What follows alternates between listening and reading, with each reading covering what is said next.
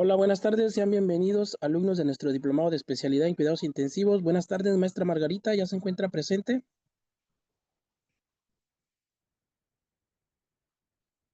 Maestra Margarita, todavía no está, pero la maestra, vamos a esperar un momento. ¿Cómo están, chicos? Cuéntenme, ¿cómo se encuentran hoy?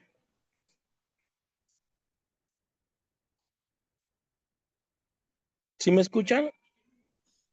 Sí, sí te Sí, escucho. se Bien, escucha. maestra. Sí. Sí, muy bien. Perfecto, pues bueno, en un momento vamos a iniciar. Vamos a esperar que ingrese la profesora. Aprovechando, este domingo vamos a participar en un curso o taller en línea de RCP. Este taller es parte del diplomado de especialidad en cuidados intensivos. ¿Sale? Entonces los esperamos a todos, por favor. ¿Quiénes iban a participar en nuestro seminario?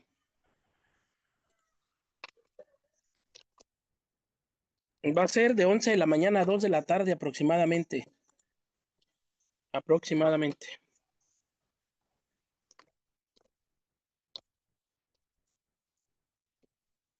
¿Sí van a poder participar o no? Sí, Ok, Yo sí, bueno. profe. Es muy importante, el curso está a cargo de la maestra Sheila. Podemos Está a tomar cargo de la maestra Sheila, independientemente si por trabajo no puede, pues bueno, les invitamos a ver la clase grabada, va a dar el curso taller. El curso que vamos a ver es el curso de RCP, el famoso curso BLS, ¿no? Pero es un curso de RCP para profesionales de la salud.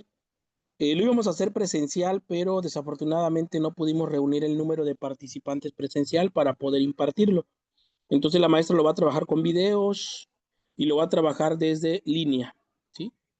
Desde línea, y en promedio estamos calculado que empieza a las 11 y está terminando como a las 2, 3 de la tarde aproximadamente. ¿Sale? Entonces va a ser un poco rápido, por esa parte no se preocupen. Si hubiera sido presencial, pues iba a marcar un poquito más porque se iban a hacer las maniobras de todos los participantes. Pero por esa parte no se preocupen. Entonces así lo vamos a trabajar, y pues esperamos que realmente sí puedan participar con nosotros en ese taller. Es un taller que es parte del diplomado, ¿sale? Es parte del diplomado de cuidados intensivos, lo habíamos mencionado anteriormente, que es parte de ese taller y es para su formación profesional, ¿ok? ¿Qué Pues los día, esperamos, ¿sí? Adelante. qué día es, profe? Ya lo había comunicado en el grupo, pero es el domingo 5 de octubre. ¿Se acuerdan que les mandé y les pedí que me confirmaran? ¿Sí? ¿O no se los mandé en el grupo? Sí, se los mandé. ¿O no? ¿O me equivoqué? A ver, Cecilia Lazo, ¿lo mandé al grupo o no lo mandé al grupo, Cecilia Lazo? Sí, sí, lo envío. Ah, bueno, sí está la información. Perfecto, gracias, Cecilia. Sí, es este domingo 5 de octubre, 11 de la mañana. Plataforma Zoom, le vamos a compartir el link. Me gustaría que estuvieran presencial. O sea, me gustaría que estuvieran ustedes presencial para poder, para poder participar, ¿ok? Y sobre todo aclarar sus dudas, todas las dudas que tengan ahí con la maestra Sheila, las dudas y las preguntas. Recuerden, ustedes están estudiando un diplomado en cuidados intensivos, un diplomado en cuidados intensivos. ¿Su paciente en algún momento les va a caer en paro cardiopulmonar o no? sí, todo el tiempo. Entonces, exacto, debemos saber la normativa, ¿no? Sobre todo lo vamos a ver con la actualización, las nuevas guías de la AJA, que es lo que se va a ver. Pero los esperamos, ojalá que sí puedan participar con nosotros, y sobre todo, pues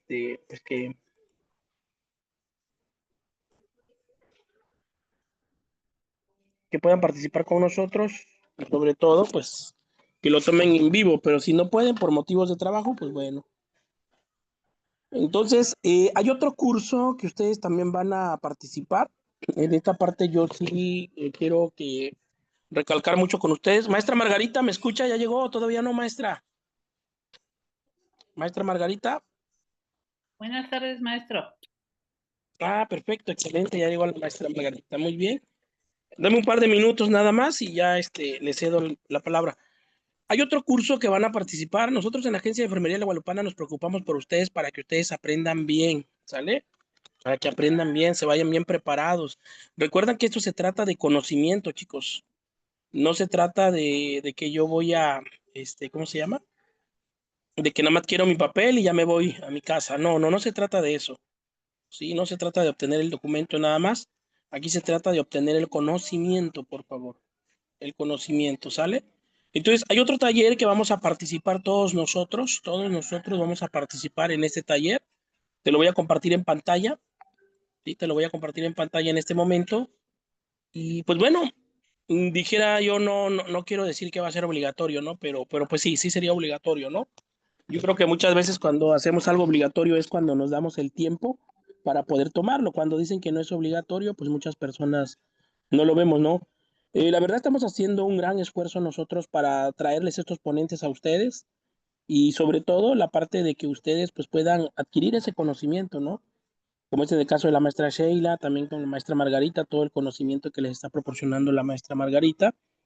Y en esa parte pues nosotros sí vamos a con ustedes, ya les compartí ahí el cartelito en el WhatsApp, pero se los voy a por ubicar aquí también en la página, aquí donde estamos nosotros,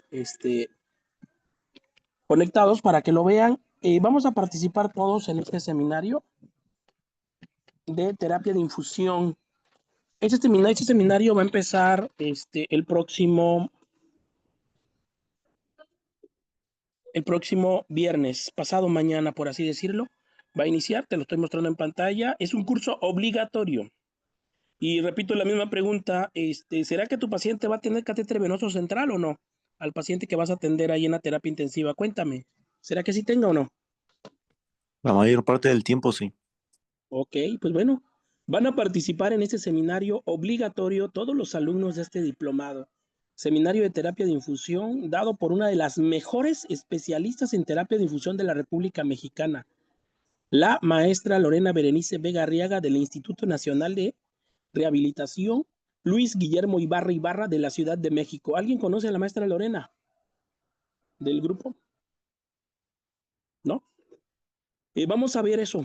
Las clases es durante el mes de octubre, chicos. Vamos a trabajar con la maestra Lorena el día viernes 3 de octubre, 10 de octubre, 17 y 24 de octubre. Todos los días son viernes, de 7 a 9 de la noche. Iniciamos este viernes 3 de octubre.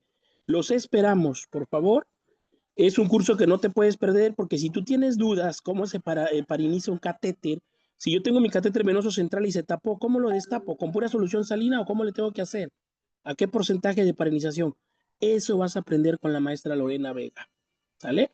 Desde la curación de un catéter venoso central, desde los catéteres de línea media. La verdad, estamos haciendo un gran esfuerzo en la Agencia de Enfermería de la Guadalupana para traerles esta ponente de nivel nacional.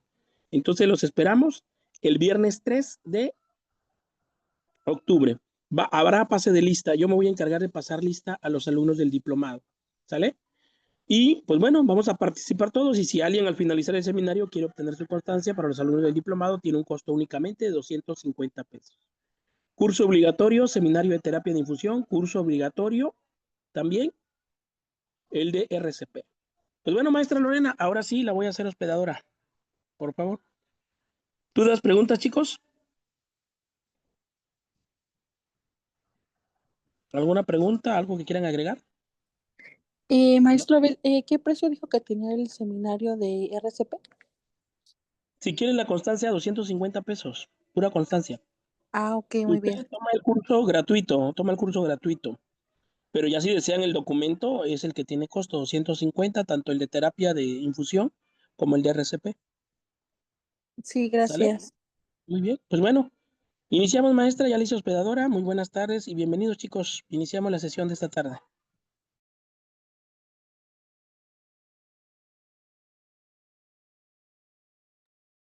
Buenas tardes a todos. Buenas tardes, buenas tardes. ¿Me escuchan?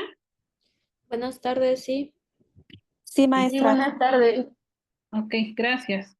Bueno, permítanme, voy a compartirles pantalla para que podamos iniciar. ¿Me confirman que puedan ver la pantalla, porfa?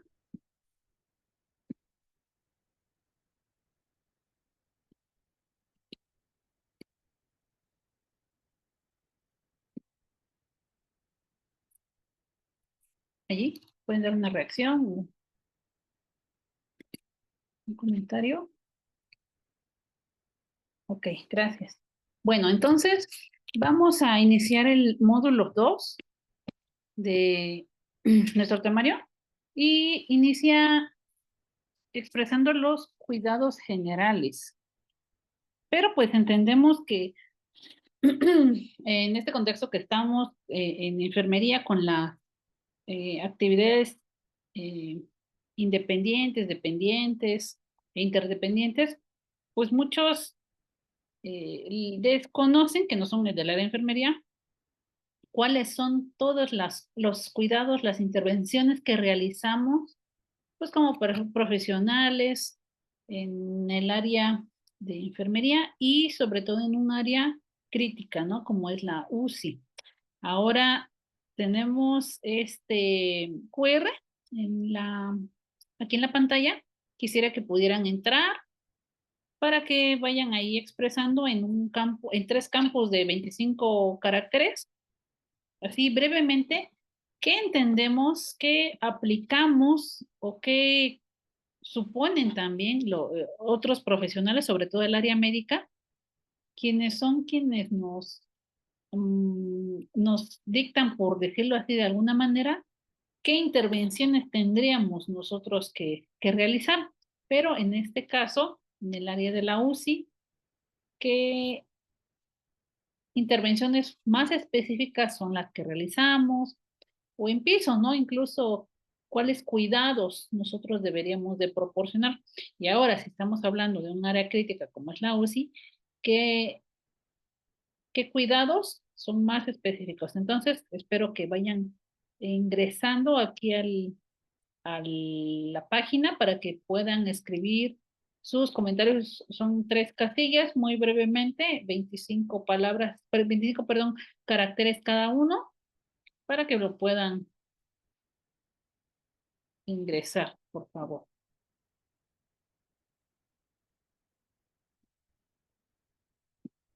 Sí, pueden ver el QR, ¿verdad? O tienen ahí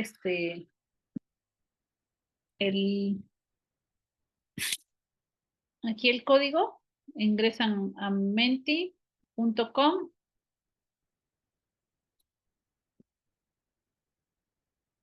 y también se lo puedo copiar aquí en el chat del Zoom para que lo ingresen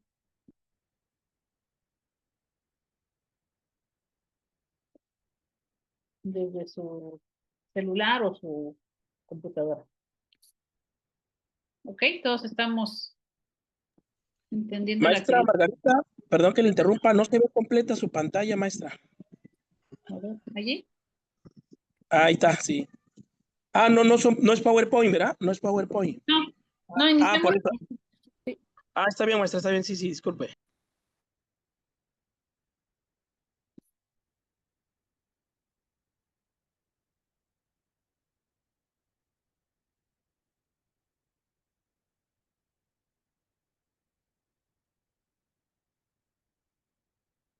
Ok, sí pueden ingresar a la actividad. Ya pudieron ingresar. Les puse ahí en el chat también el código para que ingresen de manera directa.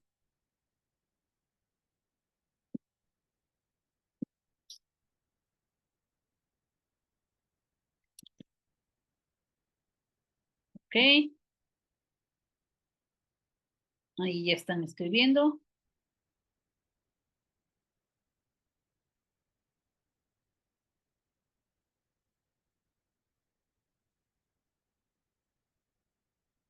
Sale. Voy a ir leyendo lo que están comentando. Por aquí escribieron cuantificación, signos vitales, monitorización continua, manejo de ventilación mecánica, aspiraciones y presiones, cuidado y manejo de catéter venoso central, administración de medicamentos, monitorización LG, que supongo que será electrocardiograma, supongo. Farmacoterapia en bomba, procedimientos especializados, control ventilatorio, retiro de diuresis, administración de medicamentos, Ok, cambio de posiciones, signos vitales, ok. Muy bien, pues entonces, nosotros pues tenemos vastas actividades, ¿no? Entonces, en donde podemos nosotros ahondar en toda la praxis y obviamente la ciencia que hay detrás de estos cuidados. Muy bien, bueno, entonces aquí la respuesta más común que ustedes expresaron fue monitorización continua. Dale. Y ahora vamos a ver la presentación. De todos modos estoy leyendo aquí sus comentarios. Bueno, nos vamos aquí a la presentación del PowerPoint. Ya la pueden ver.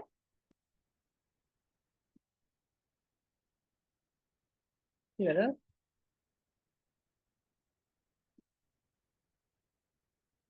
Bueno, entonces, para no dejar de lado ninguna de todas las intervenciones que todavía habría que ahondar en cada una de ellas, se han hecho pues mnemotecnias y estas mnemotecnias son palabras o acrónimos que nos van a ir guiando por la letra inicial de con que empieza la frase o la palabra de alguna palabra clave, ¿ok? Entonces, hay algunas otras mnemotecnias, como esta, fast, hooks, beat. Algunos de ustedes ya la conocen, esta mnemotecnia. Esta ya tiene pues varios años y surgieron varios artículos por ahí del 2010, un poquito más antes, que expresaban, hay que darle diario al paciente crítico un abrazo rápido, en inglés, ¿ok? Entonces es el fast food. Y de allí fueron surgiendo, fueron develándose algunos agregados o adendums para esta mnemotecnia del abrazo rápido. Ustedes ya, alguno de ustedes ya había escuchado de ella, ya la conocen, ya la aplican en sus unidades. ¿Quiénes de ustedes ya la aplican en sus unidades de manera continua, de manera protocolizada, por allí en sus unidades? ¿Quiénes ya las aplican? ¿Nadie? ¿Nadie la aplica?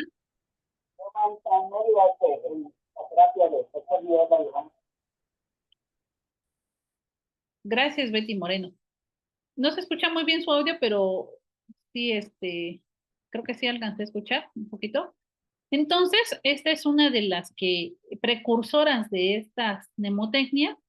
Existen otras, sin embargo, esta es muy popular porque surge y se va protocolizando más. Primero aborda la fase de alimentación, analgesia, sedación, la tromboprofilaxis, la cabecera elevada, la prevención tanto de úlceras por presión como de la úlcera gástrica, el manejo de la glucemia, la prueba de, hasta allí, ¿no? Hasta allí era el abrazo rápido. ¿Ok?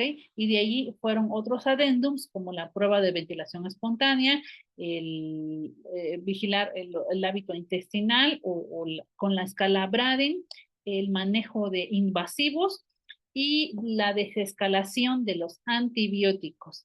De allí lo que nosotros vamos a rescatar, que es ahora lo más actual, es publicado en el 2025 un artículo como una guía de práctica, pero un artículo todavía no se extiende hacia oficializarse en diario oficial de la Federación o en una guía de práctica clínica de las que conocemos interinstitucionales como INS, ISTE, SSA, etcétera. Pero pues esta parte de la revisión basada en evidencia y la titularon Cuidados Críticos. De esta manera, nosotros vamos a utilizar una mnemotecnia que nos va a dar cierta luz al aplicar nuestros cuidados de enfermería. Vamos a ir viendo cada uno de estos puntos porque muchas veces nos podemos perder en cómo nosotros podemos guiar nuestros cuidados, ¿no? Queremos irnos hacia únicamente, en muchas ocasiones, hacia la parte ventilatoria de ahí nos seguimos hacia aplicación de medicamentos. Obviamente hay ciertas circunstancias, ciertas actividades que debemos de priorizar. No podemos decir que una es más importante que la otra, todas son importantes porque tendríamos que ver al paciente de manera holística. No podemos ver únicamente al paciente que tiene ventilación mecánica, cuando estamos olvidando la parte del dolor, ¿no? O la parte de, de, obviamente de otros cuidados, ¿no? Del confort, de la higiene, de todo lo que nos ocupa y nos lleva hacia mayor tiempo en la UCI, ¿no? Por ejemplo, es el aseo del paciente, es una intervención un poco de verdad tardada, laboriosa, requiere de pericia, obviamente, porque en algunas ocasiones por ahí nos dijeron, no, pues hay que estudiar quirúrgica para que no cambies pacientes en la UCI, ¿no? O sea, cada área tiene su ciencia, su expertise, y no es únicamente cambiar al paciente, porque ahorita vamos a ver algunas situaciones que acarrea también el aseo del paciente, no es nada más hacer un aseo de sonda, o sea, son muchas intervenciones dentro de la, actividades dentro de la intervención, ¿no? Entonces, de allí vamos a partir a revisar cada una de estas partes del acrónimo de la mnemotecnia de cuidados críticos para que nos vayamos familiarizando con ella. La previa, ¿cuál era? El Fast Hooves B, que era el abrazo rápido, y de allí, de este precursor, pues ya se van desarrollando otras mnemotecnias y se van sumando, ¿no? Más cuidados, más intervenciones, porque nos vamos dando cuenta de todas las necesidades globales y sistémicas que tiene el paciente. Es como los correctos, ¿no? Antes era la regla de oro, que eran 3 correctos, de ahí le aumentaron 5, de ahí las acciones esenciales solo rescatan 8, hay otros, han socializado porque no hemos encontrado una evidencia que nos diga que son 15, 20 correctos, pero bueno, son las intervenciones que nosotros podemos detectar. Bueno, y bueno, vámonos con la primera.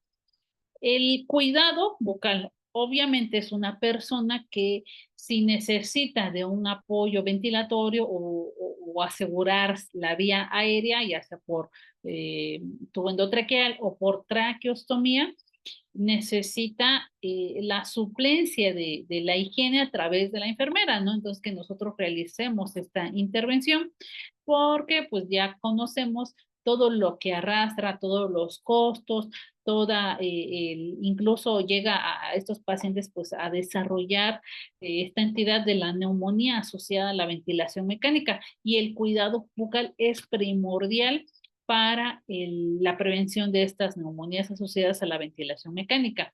Luego de donde una intervención que está marcada en el paquete de acciones que se ha compartido, se ha socializado en las diferentes instituciones de nuestro país para prevenir estas IAS, es el uso de la clorhexidina en una concentración al 0.12%, o qué es lo que está marcando este paquete de prevención de neumonías. Otra alternativa muy fácil, por decirlo así, muy económica de algún modo, o si lo quieren ver así, es la solución cloruro de sodio, o la conocemos que es fisiológica, pero pues ya sabemos que no es tan fisiológica, pero así casi le decimos de cariño, ¿no? La solución al cloruro de sodio al 0.9%. Esto tiene evidencia, así como la clorhexidina al 0.12%.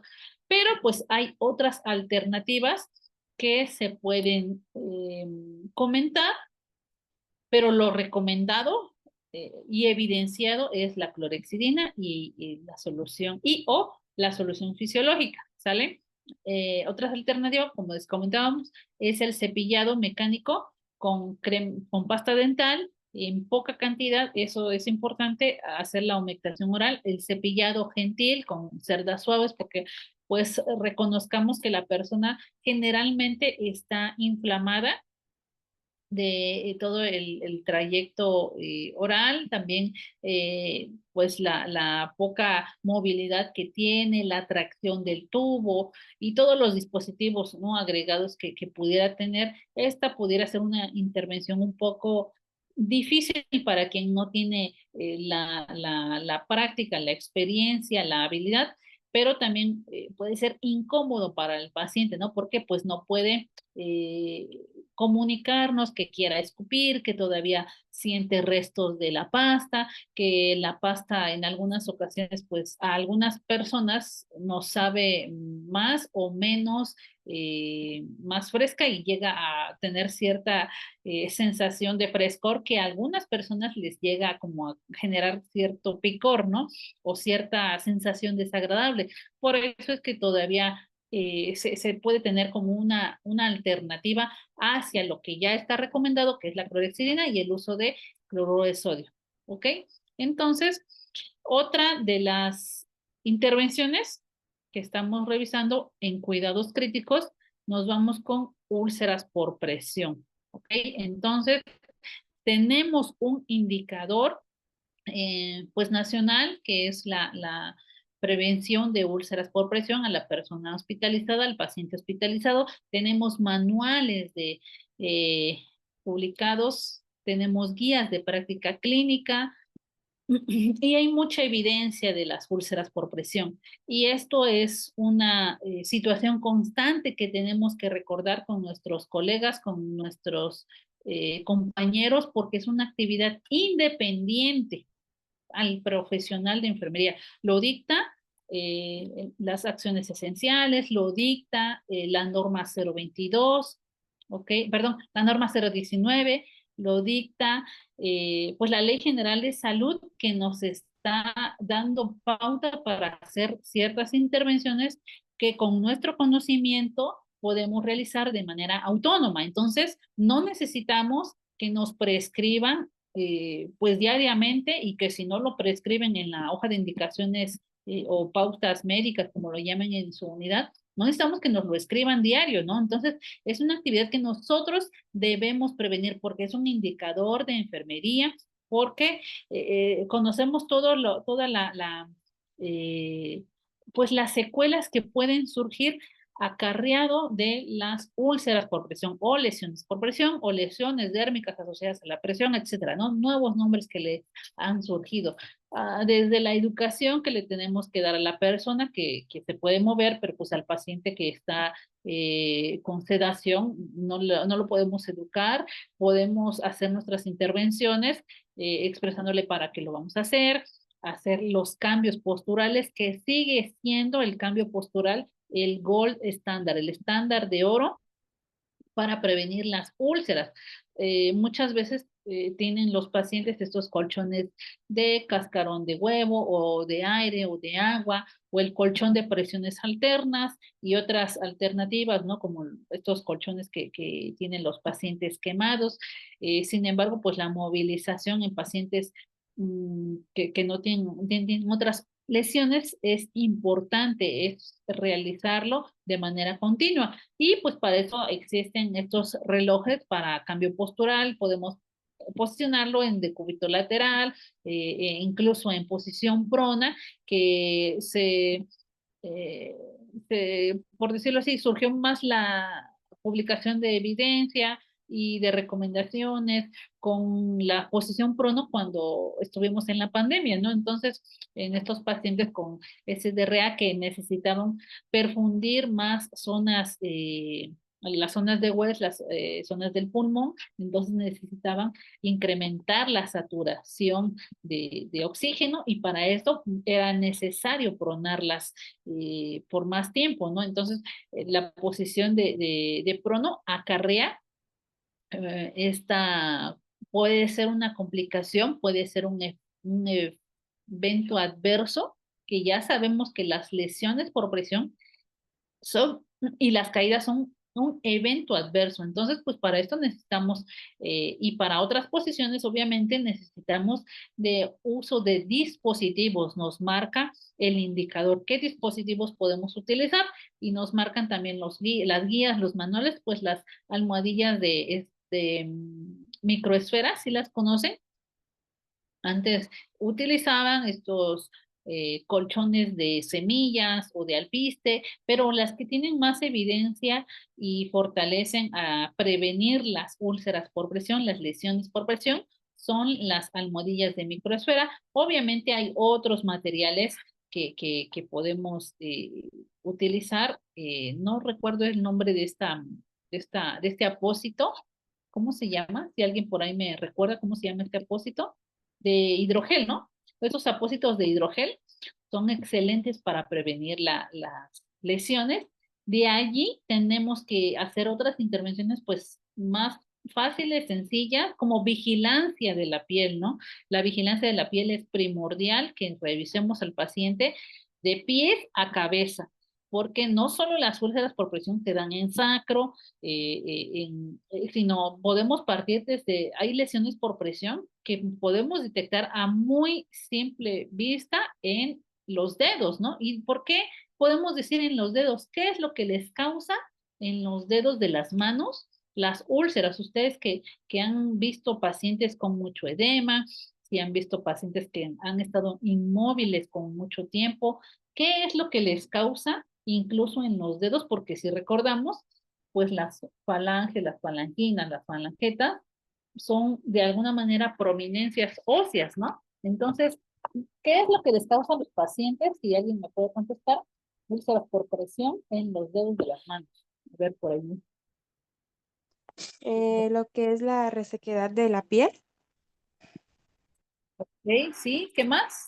problemas circulatorios, ¿Sí? Pero hay un dispositivo que les va a causar el oxímetro.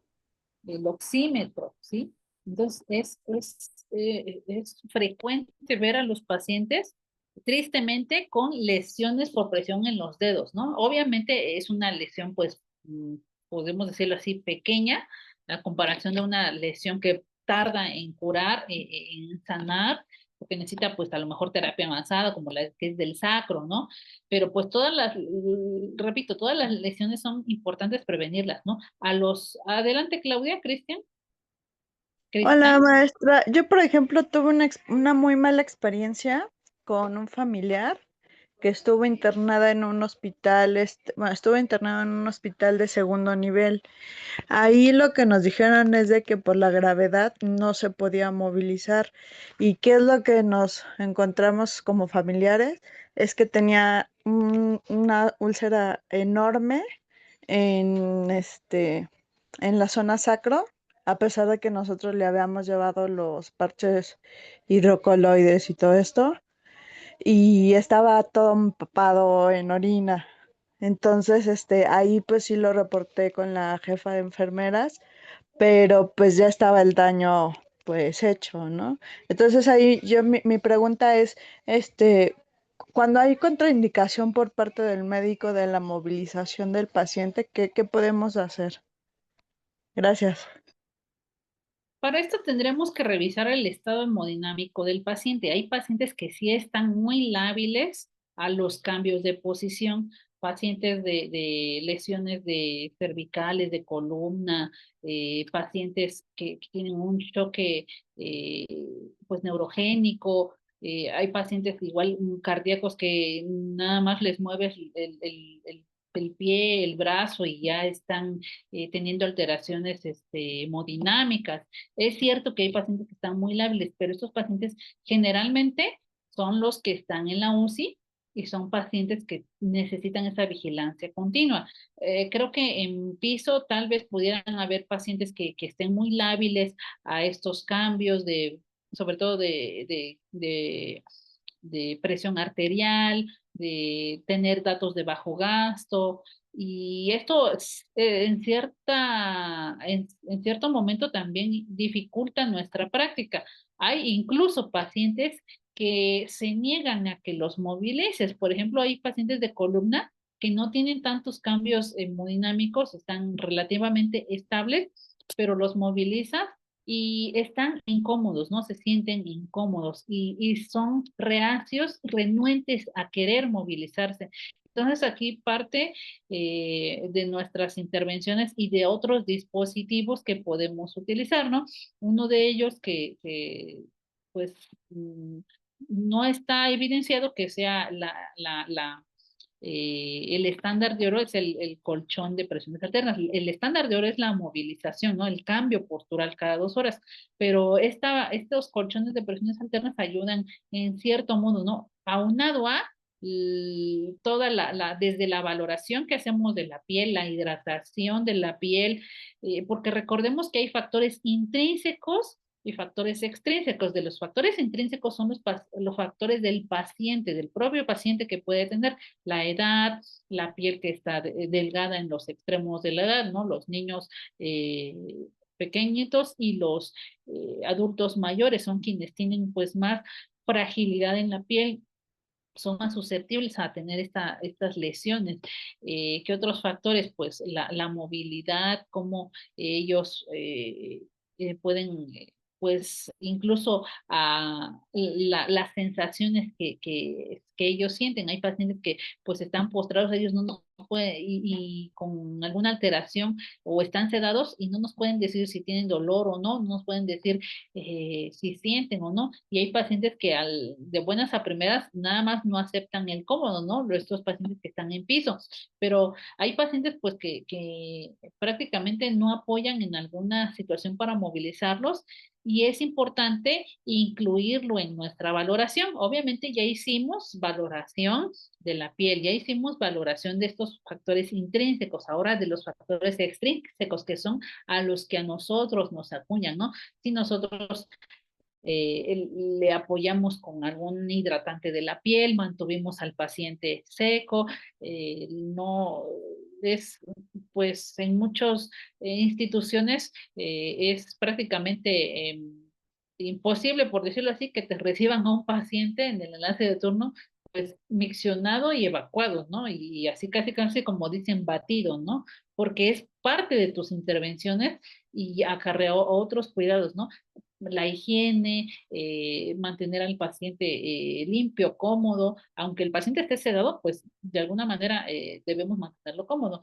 Hay otras situaciones, ¿no? Pacientes que con choque séptico, pues que están con fiebre, ¿no? Entonces constantemente estamos con los medios físicos, entonces ahí el factor de la humedad puede jugar un papel importante para el desarrollo de las úlceras por presión, entonces hay que desarrollar estas otras alternativas de los dispositivos, ¿no? Como recordamos, ¿no? La prevención con las taloneras, con el apósito sacro, con la protección de las prominencias óseas, con las almohadillas que les mencionaba. Entonces, si nosotros conjuntamos, perdón, todas estas intervenciones junto con otras que van a apoyar el personal multidisciplinario, como es la nutrición, si el paciente está recibiendo una nutrición adecuada, si el paciente tiene un déficit de calorías, si el paciente no consume los alimentos o si el paciente no tiene ejemplo, ¿no? Una nutrición enteral o parenteral adecuada, puede llegar a deteriorarse su masa muscular y la sarcopenia. Para esto va a desarrollar que las prominencias óseas se expongan más. Entonces, haciendo una valoración conjunta, vamos nosotros pues determinar que nosotros cumplimos con nuestras intervenciones, lejos de dejar al paciente y decir no, nada más no lo cambies, no lo muevas. Y es cierto, no hay ocasiones que el área médica si nos prescriben no cambiar, no movilizar, aunque el paciente esté batido, evacuado, etcétera, hay que, yo creo que platicar con el área médica, la posibilidad de a lo mejor hacer algunas intervenciones y otras no, ¿no? Entonces, por lo general, pues los pacientes de este tipo son, no sé en otras prácticas, ¿no? Son pacientes que no quieren movilizar por alguna situación de dolor, que el paciente pueda eh, pues externar dolor, a diferencia de estos pacientes que están con una alteración hemodinámica tan grave que es comprensible que no se pueda movilizar, ¿no? Sobre todo pacientes con obesidad mórbida, ¿no? Que ahí necesitamos a lo mejor el uso de grúa, el uso de más de una persona para movilizarlo. También tienen estas alteraciones hemodinámicas, ¿no? Pacientes de cardio o pacientes de cirugía mayor que tienen tantos drenajes, tantas pues heridas que están exudando y que al momento de lateralizarlo, pues va a lo mejor acarrear un sangrado, otro tipo de lesión. Entonces, si nosotros estamos justificando nuestras intervenciones, estamos haciendo ahí de una manera conjunta, podríamos, en cierto sentido, entiendo, Claudia Cristain, queremos respaldar, ¿no? Que no podamos movilizar al paciente, ¿no? Pero difícilmente es que nos acepten de un turno a otro, pues un paciente sucio, un paciente, y no hacerlo por, sino hacerlo Sí, para... por eso a mí se me hizo súper raro porque yo dije, bueno, pues es parte como de nuestros cuidados y lamentablemente como luego eran familiares que no tenían conocimiento de enfermería, pero pues en este caso nosotros sí, pues sí, o sea, sí me llamó mucho la atención esa situación, ¿no? Cuando lo vi. Entonces, pero ya con lo que me dice, pues ya, en caso de yo hacer cuidados, pues saber o sea, cómo realizarlo sin comprometer al paciente.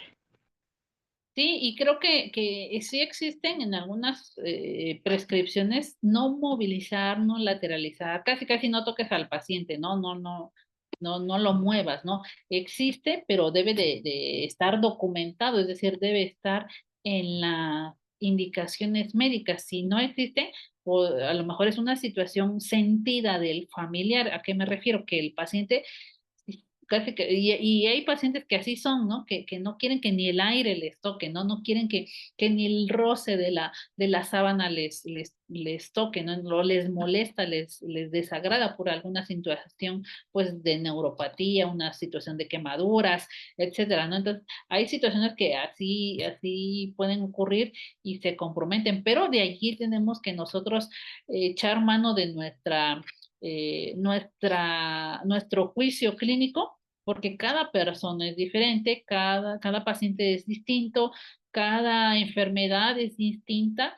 Entonces, muchas veces realizamos los cambios, ¿no? Por rutina, pero también olvidamos o dejamos de lado el confort del paciente.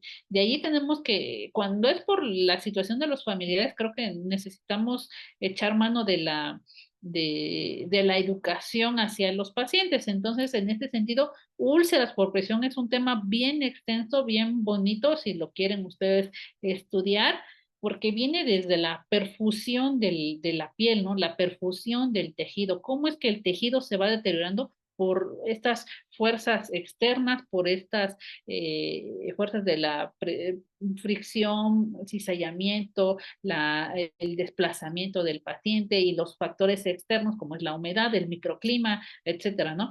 Ahora tenemos que nosotros, ¿qué es lo que nos dicta la norma 04? Hacer una valoración nada más de úlceras por presión. En las acciones esenciales dice que debe valorarse por la escala de Braden. Hay otras instituciones donde lo realizan por la escala Norton y otras escalas, ¿no? Que han surgido, pero acciones esenciales nos dice que por la escala Braden. ¿Ok? Entonces, úlceras por presión es bien interesante, bien extenso, pero pues esto es lo que tendríamos nosotros mínimo que hacer, ¿no? Bueno, por turno. Ahora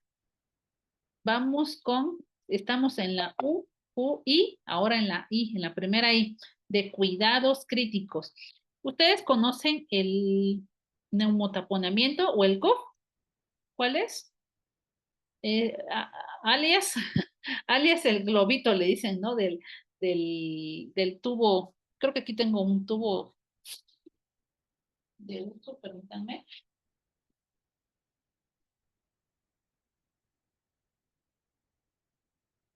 Aquí están. Si no lo conocen, se los presento. Está aquí. El balón de neumotaponamiento o neumotaponamiento es este, ¿ok? Si lo logran ver. Entonces, existen estos dispositivos ya en el mercado anteriormente y todavía en otras unidades. Se utiliza el, un método artesanal, por decirlo así, que se conecta una llave de 3 vías, una jeringa y un manómetro de ¿cómo se llama? De presión arterial de baumanómetro. ¿Y qué es lo que tenemos que medir? Recordemos que perdón, este es el taponamiento, esta parte, ¿ok? Esta parte. Este es la válvula, ¿sale? La válvula que lo conecta. Este es el neumotaponamiento, ¿sale? La parte distal. ¿Qué es lo que hace esto? En adultos hace una fijación muy leve, tendría que ser así, porque recordemos que la laringe es una mucosa, es una cavidad que es frágil, está muy vascularizada, tiene músculo liso y entonces que evita hacer una fijación, pero también ¿cuál es la función de prevenir el retorno de estas secreciones de la parte alta a la parte baja del sistema respiratorio y pues también nos va a ayudar a prevenir eh, neumonías asociadas por ventilación. También viene marcado dentro de otras intervenciones en el paquete de prevención de neumonías. Y entonces, ¿qué es lo que nosotros tenemos que vigilar? Que no exista en adultos una presión excesiva de este neumotaponamiento, ¿sale? Entonces, la lesión que puede ocasionar estar muy inflado a través de la válvula, o sea, a veces las personas profesionales se guían por cómo se siente, ¿no? Esta parte de la válvula infladita, ¿no? Cuando la parte distal es lo que no podemos ver y no detectamos y tiene que ser cuantificada esta presión que ejerce hacia los tejidos de la laringe, ¿sale? Y de la tráquea, perdón, de la tráquea. ¿Qué es lo que puede ocasionar? Desde dolor, puede ocasionar sangrado y llegar a necrosis y estenosis. ¿Qué se valora? Prácticamente en los protocolos vienen que cada 4 horas se utilice este dispositivo para el manómetro para inflar este cuff, esta parte del neumotaponamiento, ¿ok? Y a una presión que ya ha estado evidenciada y es la marcada, pues la recomendada es de 20 a 30 centímetros de agua o ya vienen así los manómetros, pero si lo utilizan como los de manera artesanal, el baumanómetro de 15 a 22 milímetros de mercurio, son unidades de medida distintas, se hace la conversión o simplemente ya el manómetro que está para este propósito ya viene graduado en centímetros de agua, ¿ok? Y esto es una intervención prácticamente que se tiene que hacer diario, si no es una vez por turno o cada 4 horas, como lo marcan algunos protocolos, ¿ok? Bueno, Disculpe, sí. yo tengo una duda. ¿Qué tan recomendado es lo de el chequeo del CUF con el manómetro? Porque yo una vez realicé una medición con el manómetro y me regañó un intensivista, me hizo que cargara una jeringa con aire para insuflarlo más. Y en otro momento, una intensivista me regañó porque ahora me basea, como me había dicho el otro, a manera de la válvula. Y me dijo que tenía que utilizar el manómetro. Pues nos vemos a la evidencia, yo creo, Delfino. ¿Y qué es lo que marca la evidencia? Es la presión y que nos marca el paquete de prevención de neumonías, nos marca una presión de 20 a 30 centímetros de agua o de 15 a 22 milímetros de mercurio. Esa es la presión que se ha evidenciado que no llega a lesionar, que llega a ser óptima para que el neumotaponamiento ejerza la presión correcta sin lesionar la tráquea, sin lesionar la musculatura en la que va insertado el globo, ¿no? A lo mejor si hay alguna práctica que pues lo contradiga, tendrían que pues mostrárnoslas, ¿no? O enseñarnos cuál es el propósito de hacer X o Y intervención. si a lo mejor, le entiendo, pasan muchas estas situaciones, ¿no? Nuestra iniciativa y el desconocimiento de estas acciones podrían poner en peligro incluso la vida del paciente, ¿no? Ahora, estos dispositivos utilizados de manera artesanal, como les digo, con una extensión, una llave de 3 vías, perdón, y el manómetro del baumanómetro, pues es un recurso artesanal, o sea, no es como este que viene ya con una graduación que está calibrado hasta cierto punto, a diferencia ¿cómo se dice? Del artesanal que les comentaba, que tienes que cortar un pedacito de tubo látex o de estas cintas que todavía utilizan para ligadura, y ese dispositivo artesanal sí pudiera comprometer porque no está pues avalado por alguna institución como la COFEPRIS, como alguna institución que haya revisado este dispositivo, ¿no? Que sea seguro. Este dispositivo que vemos aquí, pues de fábrica, de alguna pues empresa, ya está calibrado, ya ha pasado pues las suficientes pruebas de que sí otorga, nos están asegurando de que sí otorga la presión que nosotros, que nos está marcando en el manómetro. A lo mejor pudiéramos tener ese inconveniente, ¿no? Pero pues es el propósito del neumotaponamiento, pues es esto, ¿no? Que evitemos la aspiración de las secreciones y evitemos fugas. Hay ocasiones que a pesar que nosotros tenemos esta presión, ¿no? De 20 a 30 centímetros de agua, podemos escuchar casi como si el paciente roncara. Si se dan cuenta, entonces allí pudiera tener alguna situación de fuga y lo vamos a corroborar en el ventilador, en una fuga a lo mejor de volumen tidal, pudiéramos ver desaturación del paciente, que el paciente tiene algún otro compromiso respiratorio. Entonces, sí podríamos justificar en ese punto que nosotros hiperinflemos ¿cómo se llama? El neumotaponamiento, ¿no? Pero pues son como algunos casos donde pues el paciente fíjense, necrosis y ya tiene estenosis traqueal. Entonces, por decirlo así, estenosis, imagínense que es como un callo, ¿no? Que se va haciendo pues duro en el músculo liso, y aquí sí ya necesita más presión, va a necesitar más presión. ¿Y qué es lo que pasa? Pues los pacientes pueden llegar a hacer fístulas, ¿no? Entonces, pacientes que tienen intubación orotraqueal muy prolongada llegan a hacer fístulas. Entonces, este tubo pues se va lateralizando, se va movilizando, va lesionando el músculo liso de la tráquea, incluso pues es uno de los riesgos que perfore la tráquea, ¿no? Entonces eso pudiera ocurrir. No sé si contesté su pregunta, Delfino, creo que es válida la pregunta porque ocurre en muchos escenarios, ¿no? Pero pues prácticamente tendríamos que revisar la literatura que avale esas prácticas o hiperinflar estos neumotaponamientos, ¿no? Ok, Delfino. Sí, gracias. Bueno, y ahora de cuidados críticos, la D corresponde al dolor. Existen muchas escalas para valorar el dolor.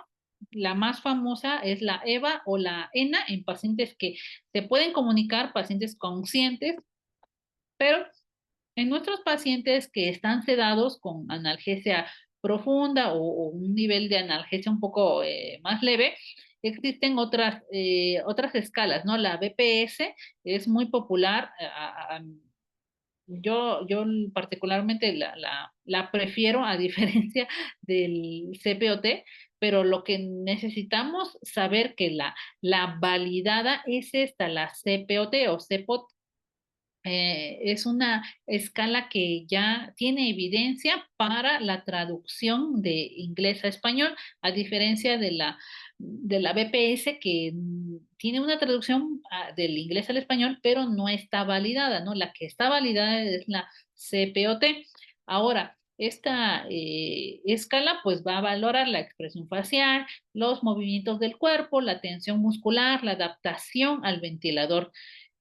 Funciona en un rango del 0 al 8 y se le va sumando cada uno de los rangos para describir cómo está el paciente. Y de esta manera, pues nosotros podemos expresar cuantitativamente en esta escala a nuestras hojas, como junto con otros datos, ¿no? Que nosotros prácticamente nos damos cuenta que el paciente tiene dolor, ¿no? Además que es taquicardia, que el paciente tenga diaforesis, que el paciente tenga esta expresión marcada, ¿no? Esta expresión facial, pero pues que muerdan el tubo, que hagan asincronías, que se hipertensen o que se hipotensen, que tengan tos. ¿Por qué van a tener tos? Porque a lo mejor el neumotaponamiento está súper inflado y está ocasionando pues más lesión de la que debería ocasionar, ¿ok?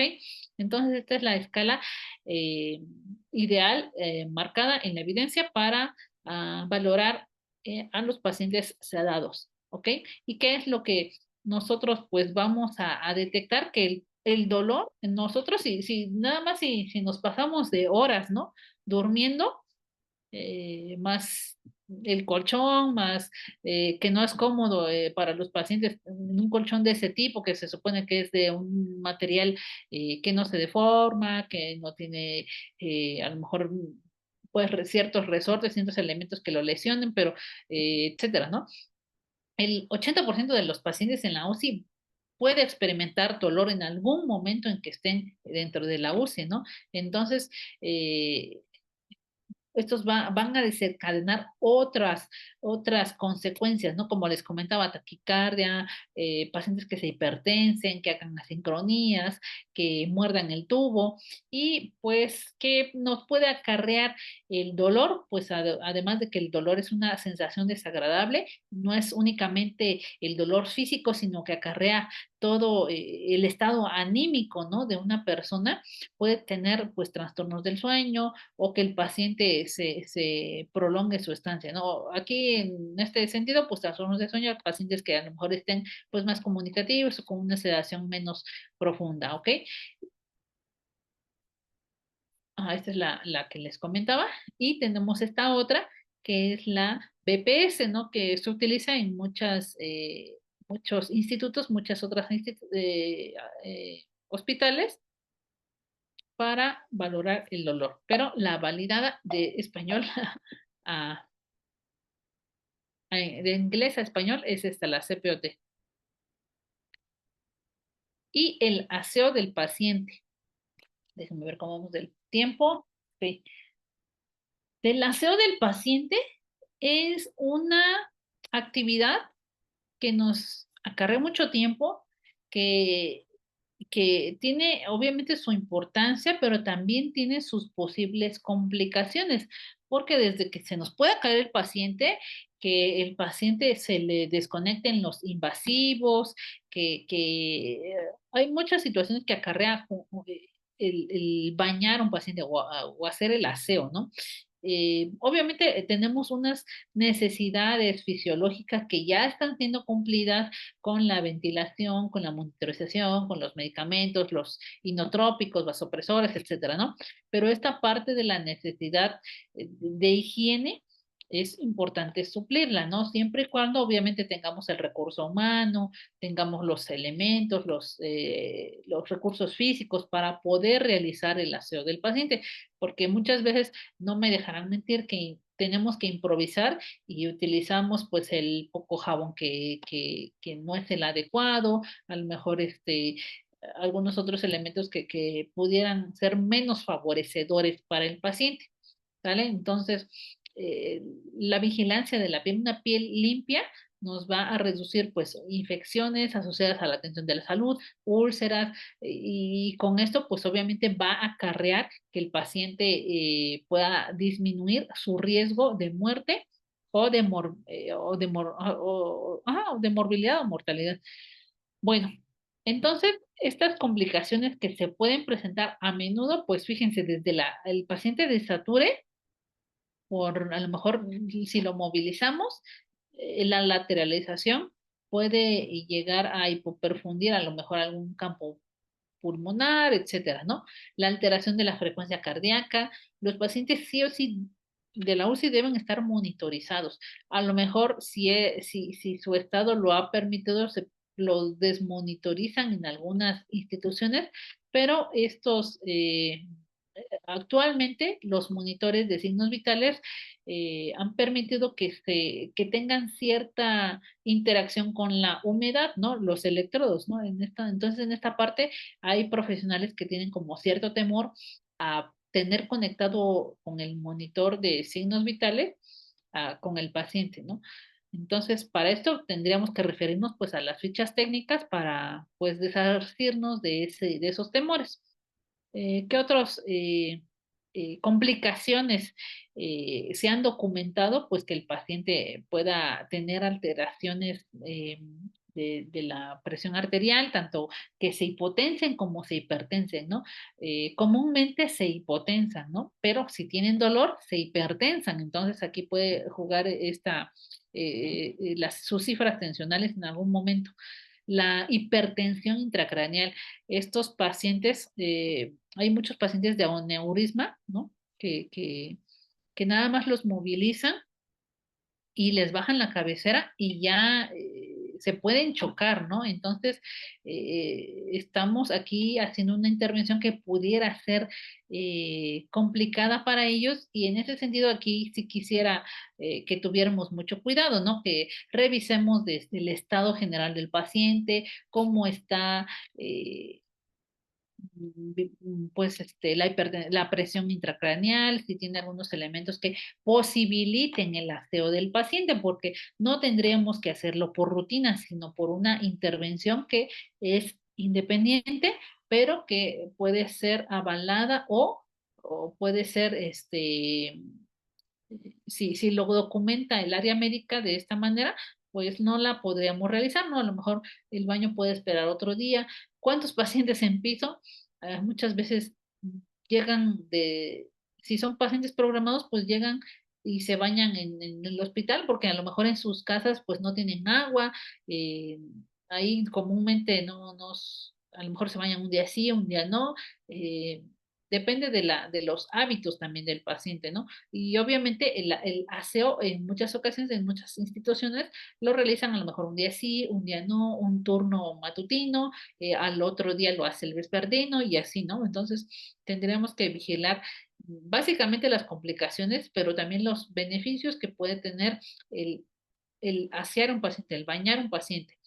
Tenemos que hacer una valoración bien importante, no es como entrarle a la rutina prácticamente de manera diaria. Si el paciente eh, es apto para que lo lateralicemos, para que lo hacemos y que nosotros tengamos vigilancia estricta de sus signos vitales durante la movilización, ¿sale? Porque hay un impacto hemodinámico. Aquí les dejo esta bibliografía, viene más adelante al final de las referencias, que la movilización de los pacientes cuando se prolonga pues más de 20 minutos o supera esa posición, porque generalmente no es una posición pues cómoda en el momento del baño, porque necesitamos como lateralizar al paciente lo más que se pueda pues para bañarlo, ¿no? Para alcanzar aquellas zonas que una zona lateral no nos posibilite, ¿no? Entonces sí existen estos cambios hemodinámicos. ¿Y a qué me refiero? Pues a cambios de la presión arterial, ¿sale? Y otra, eh, otra cosa importante es la parte de la temperatura del agua. Creo que no viene acá. Ajá, la parte de la temperatura del agua, no, en pacientes sedados a lo mejor no podríamos saber con sedación profunda no podríamos saber si la temperatura es adecuada en muchas personas, sobre todo los adultos mayores. Ellos tienen esta parte de la sensibilidad aumentada, ¿no? Que lo templado lo sientan muy frío, que lo tibio lo sientan muy caliente, entonces eso puede generar una sensación desagradable que sí lleve a cambios hemodinámicos. Y bueno, ¿qué es lo recomendable? Es la clorexidina, pero ahora en una concentración al 2%. Existen toallitas de baño, existen otros que son como unos guantes que se humedecen. Hay un guante húmedo y un guante seco y se pasa el guante de clorexidina o le llaman así, ¿no? Baño seco. Únicamente se humedece con agua tibia y se pasa por todo el paciente, ¿no? Obviamente de la cabeza a los pies y con otra parte a los genitales. Entonces, es como un método más recomendado, nos va a ahorrar tiempo, a diferencia del agua y jabón que todavía se sigue utilizando, pero el agua y el jabón tienen esta situación de que se tienen que utilizar las palanganas y las palanganas, si no son procesadas con un adecuado sistema de desinfección, que puede acarrear la acumulación de microorganismos, de bacterias, incluso de hongos, ¿no? Que nosotros a simple vista no pudiéramos detectar. ¿Y qué otra situación puede acarrear el agua y el jabón? Pues la humedad, porque si ustedes al final de bañar a sus pacientes, aunque ustedes los sequen y tengan pues toallas especiales para secarlos, pues la fricción y el secado sí puede favorecer las lesiones cutáneas. Esto pues también tiene cierta evidencia. Entonces, la clorexidina en esta presentación de toallitas hay del 2 al 4% que nosotros podemos encontrar. Al 4% es en la solución jabonosa, ¿no? Ese jabón rojo que nos dispensan. Y también en toallitas puede ser una opción que puede prevenir, fíjense, bacterias multiresistentes, tanto gram positivas como gram negativas. Es una opción, obviamente, no todas las instituciones cuentan con eh, esta tecnología, ¿no? Con estos elementos, estos recursos, porque pues requiere cierta inversión. Pero pues mientras nosotros, si seguimos utilizando agua y jabón, necesitamos tener un proceso adecuado para desinfectar las palanganas. Entonces no es únicamente que las lavemos con cloro y ya, ¿no? Sino hacer el proceso adecuado, ¿no? De retirar, pues, si hay materia orgánica, si hay cabello, si hay, pues, células muertas, ¿no? Y hacer el procedimiento como nos dicte nuestra institución para desinfectar las palanganas. ¿Hasta aquí cómo vamos? ¿Alguna duda, alguna pregunta?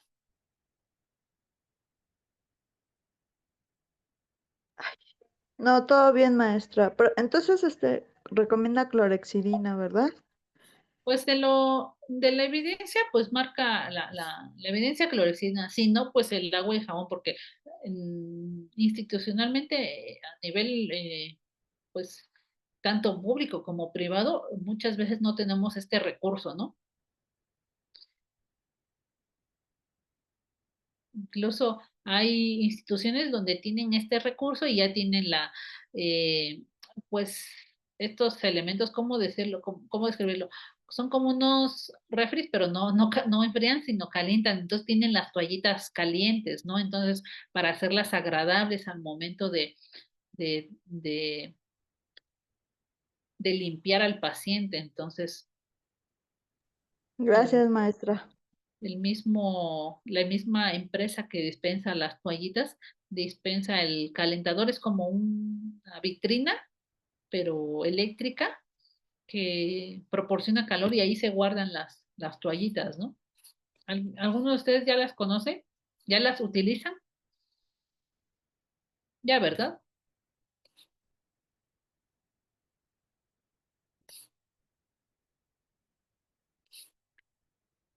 Y bueno, Yo las vi en COVID, cuando nos tocó COVID, no había como regadera ni tarjas ni nada, entonces utilizábamos toallitas precisamente de clorexidina.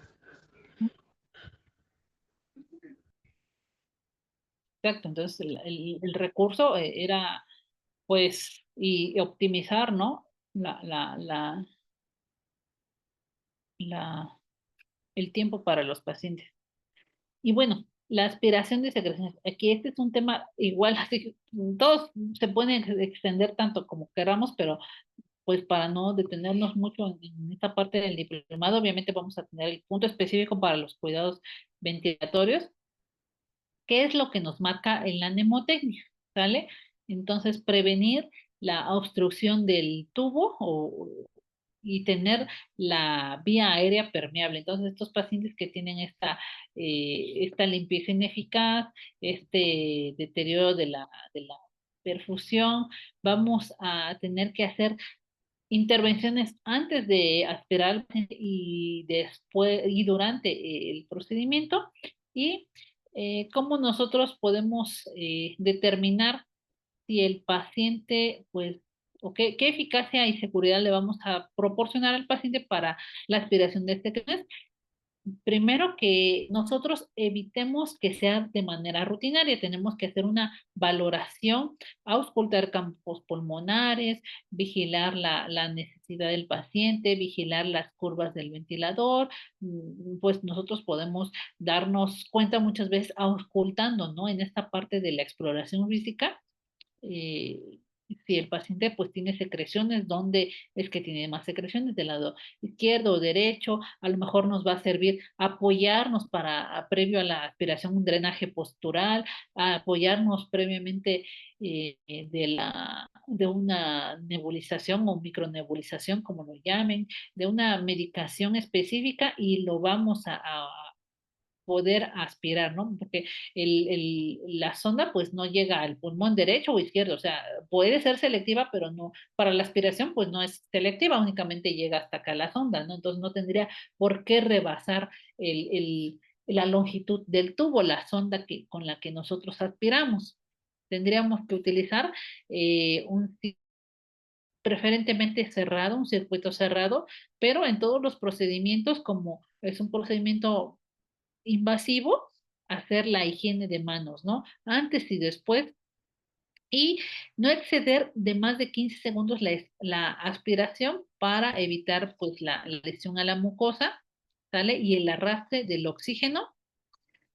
Una presión pues recomendada, manejan desde 80 hasta 150 milímetros de mercurio en los adultos para evitar traumatismos. Pero pues a veces nos asustamos cuando escuchamos el ruido del aspirador, ¿no? Escuchamos, si ya escuchamos en 40, ya creemos que es casi casi como una licuadora que está súper revoluciones, ¿no? Es distinto, ¿no? Entonces, la presión que nosotros tendríamos que visualizar en el manómetro podría ser de 80 hasta 150 en adultos. Y pues valorar, ¿no? La sonda adecuada para o el equipo de circuito cerrado para aspirar, ¿no? Entonces, nosotros si tenemos un tubo de un número, aquí lo pueden ver, en este caso, pues era uno muy grande, ¿no? Este es un 9.5. ¿Alguien sabe cómo escoger el calibre de la sonda en French para los tubos? ¿Cómo se tienen que escoger? Mm. ¿Cómo podemos A determinar? mí me acaban de comentar que es una fórmula. No recuerdo si es el peso o la edad, más 4.5. Usted está diciendo del tubo, ¿no? Pero Ajá. Para la sonda, no. para la sonda, esa es la fórmula, pero para escoger el tubo, ¿no? Pero para la sonda, ejemplo, ¿no? Si fuera un tubo del número 8, la sonda que tengo que elegir tendría que ser 16 French, ¿sale?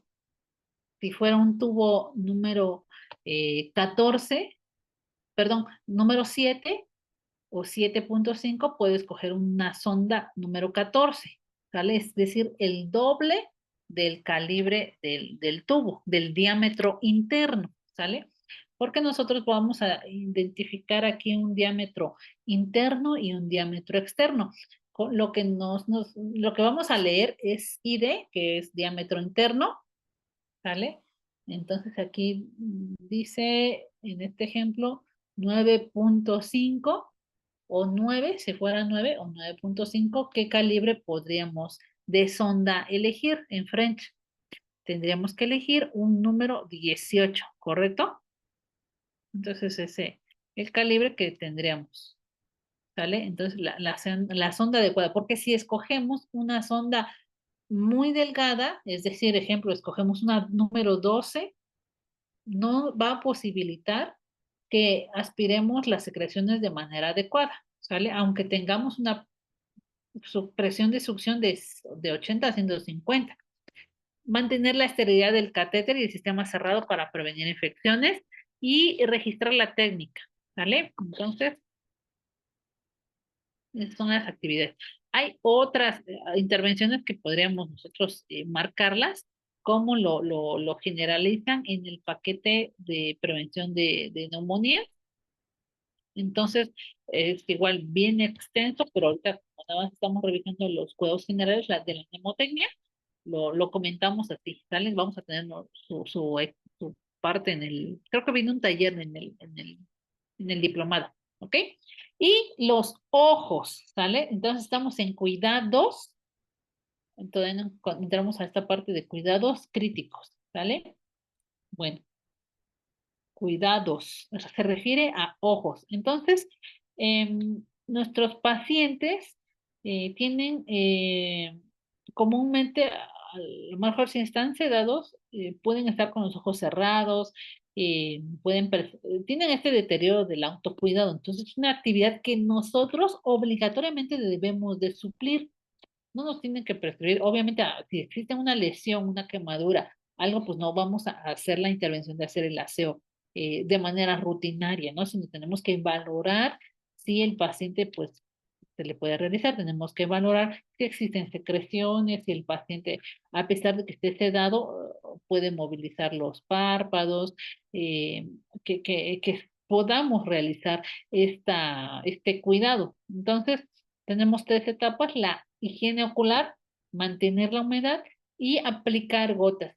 La higiene ocular, pues la podemos realizar con solución salina 0.9%, con unas gasitas de preferencia que estén estériles. A lo mejor hay quienes dicen, pues es que no es necesario que sean estériles, pueden ser no estériles, pero que sean limpias, y se hace la, la, la instilación si es necesario, ¿no? Si la secreción está pues muy pegada, comentar al médico y a lo mejor sea necesario ahora que prescriban unas gotas o unas pomadas como antibiótico cuando pues tiene mucha secreción, ¿no? Ahora, mantener la humedad, recordemos que tenemos esta entidad del síndrome de ojo seco, y los pacientes que tienen los ojos abiertos por mucho tiempo pueden desarrollar el ojo seco. Para esto pues les podemos apoyar de cerrarles los ojos, y esto como tiene el paso pues de las pestañas, tendríamos que hacerlo de manera muy cuidadosa. Podemos utilizar esta cinta de micropor, o hay marcas que son un poco más sobre todo a nivel público, están llegando unas marcas de cinta microporosa que de verdad no pega nada, ¿no? Entonces, esa que no pega mucho es ideal casi para los párpados, ¿no? Porque si fuera una cinta como la de marca 3M, y hay otra marca que es muy buena, tiene mucho pegamento, ¿no? Y pega súper bien. Entonces, para los párpados sí pudiera lesionar, o podríamos retirar un poco de pegamento, previo a colocarle, ¿no? A cerrarle los párpados, ¿no? Teniendo, pues, cuidado de que sea en la línea media de las pestañas, y no lesionar, ¿no? Entonces, no traccionemos el párpado.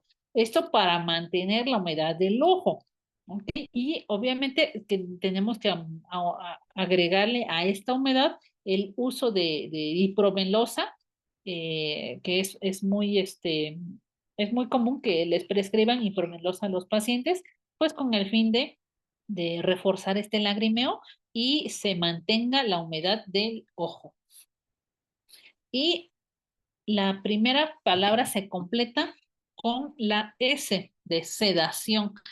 Es una de las de los puntos importantes en la otra mnemotecnia que tenemos del fast hook, del abrazo rápido. Y entonces en la sedación vamos a identificar que tenemos que hacer una valoración, ¿sale? Existen algunas escalas, que está validada hacia el español, pues es la escala de RAS, ¿sale? Entonces, o sea, a lo mejor si no la conocen, es esta, va en una puntuación del 0 al +4 y del 0 al -5. Estos pacientes, pues vamos nosotros a irlos catalogando de acuerdo a cómo se expresen o estén pues más dormidos, ¿no? Entonces, tenemos que pues reconocer que los pacientes tienen una necesidad de que se les disminuya la ansiedad, el dolor. Paciente intubado pues debe tener sedación y analgesia. Entonces, si nosotros tuviéramos cualquier dispositivo invasivo hacia nuestro cuerpo, ya sea por punción, por sondaje, por cavidades, tendría que ser desagradable, ¿no? Porque ahí estamos haciendo una estimulación pues al sistema parasimpático. Entonces ahora esto nos va a dar disconfort y pues la sedación va a ofrecer confort y obviamente sueño. Va a facilitar la ventilación mecánica. Entonces, pacientes que están desacoplados al ventilador probablemente necesitan aumentar la sedación y reducir el dolor. Entonces, también, como es una medicación, tendríamos que valorar algunos efectos adversos que pudieran darse con una sedación inapropiada, a lo mejor muy profunda o inadecuada, ¿no? Como es aumentar el delirio, causar hipotensión. El propofol causa hipotensión, ¿no? Y reducción de la motilidad intestinal. Esto es importante que nosotros lo valoremos de manera continua y una sedación prolongada, es decir, por muchos días, puede aumentar la mortalidad. Entonces está descrito, está evidenciado. Entonces, ahora la desescalación de la sedación es importante en las UCIs para el manejo del paciente que así lo permita. ¿Ok? Permítanme un momentito, nada más, un minutito. Déjenme hacer aquí un ajuste.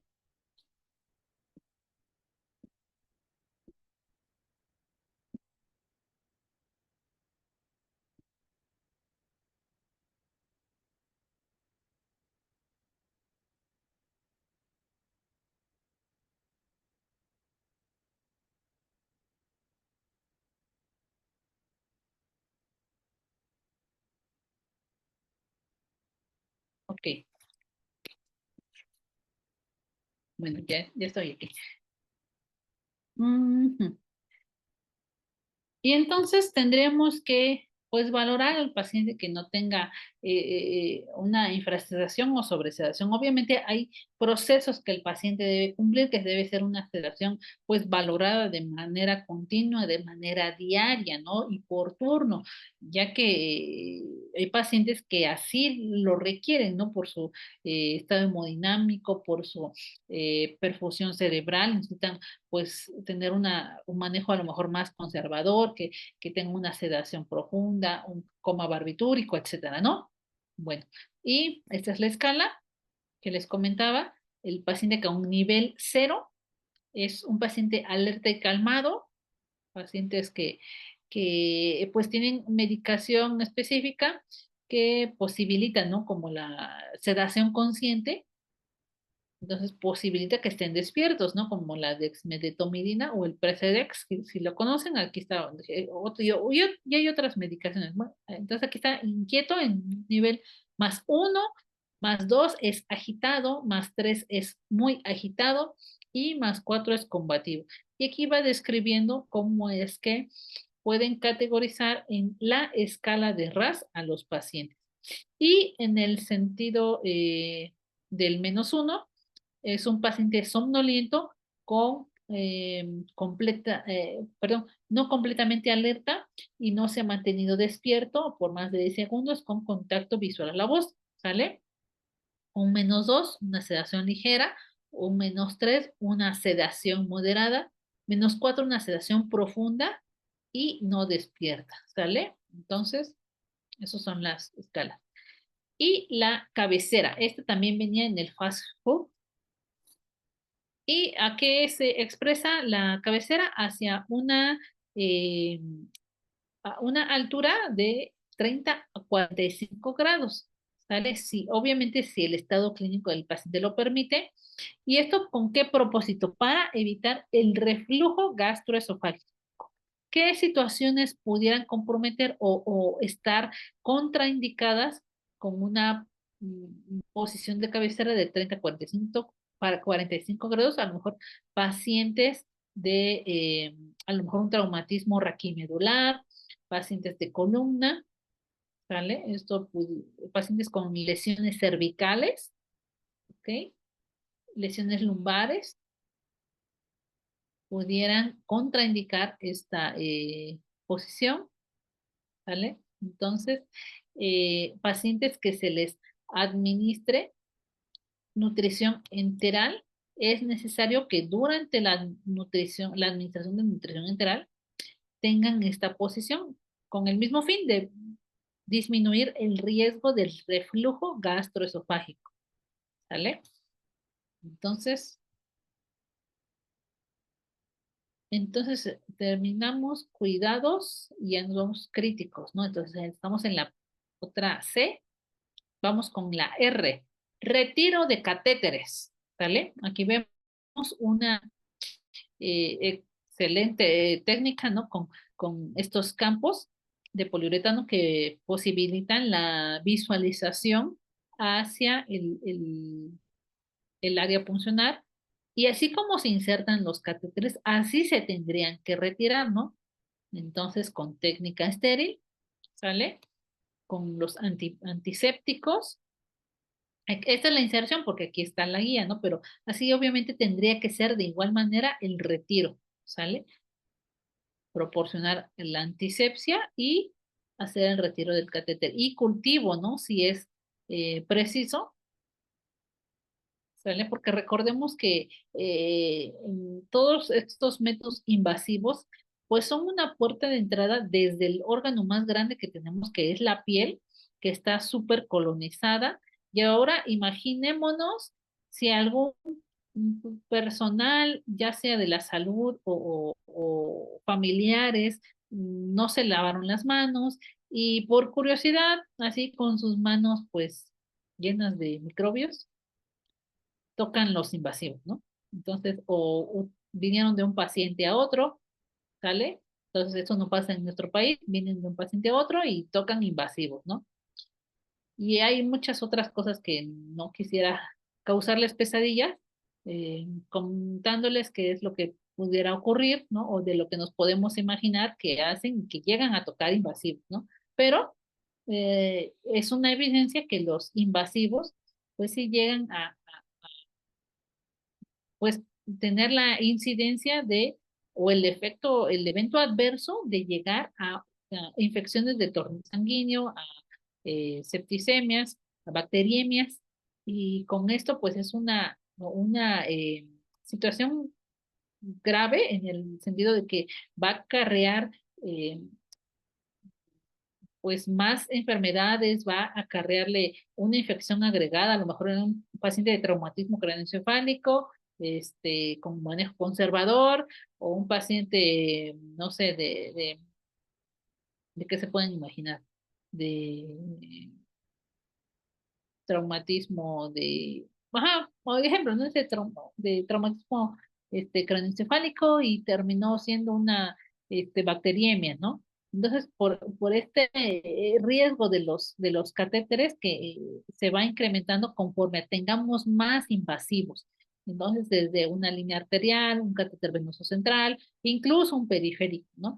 Un catéter para monitorizar a lo mejor el gasto cardíaco, un Swan-Ganz, una sonda vesical, una sonda endopleural, etcétera, ¿no? Todos los invasivos pueden acarrear ciertas complicaciones, ya sea de sitio quirúrgico o de infecciones de catéteres, ¿no?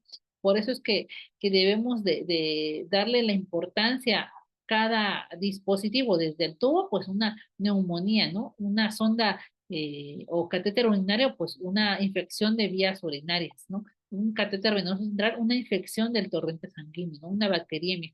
Entonces, las medidas de seguridad que nosotros de primera instancia debemos de realizar, ¿cuál es? La higiene de manos, ¿sale? Está descrito en las acciones esenciales. Es importante, pues, guiarnos, ¿no? Ante cualquier duda de que si toqué, de que si ya voy a contaminar, lávense las manos, ¿sale? Y, bueno, cuidados críticos. Bueno, hasta aquí donde vamos de tiempo. ¿Hasta aquí alguna duda? ¿Algún comentario?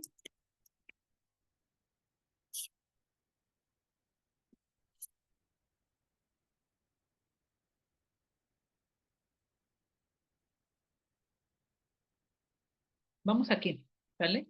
Entonces ya vimos cuidado bucal, úlceras por presión, inflar el CUF, el dolor, la valoración del dolor, el aseo del paciente, determinar pues la necesidad de aspiración de secreciones, el cuidado de los ojos, sedación, cabecera, retiro de catéteres y vamos aquí en inspeccionar glucemia, ¿vale? Ya vamos pues más de la mitad para que vayamos avanzando, ¿vale?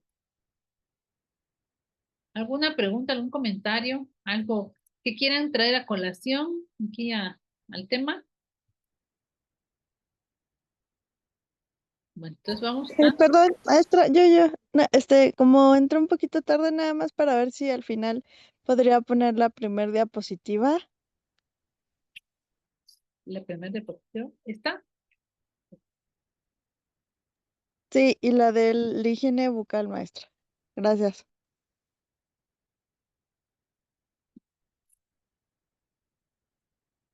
Sí. Les paso luego las diapositivas si se pierden de algo. De todos modos pueden revisar la grabación. Esta, ¿verdad? Ya, gracias. Ok. Bueno, entonces vamos hasta aquí.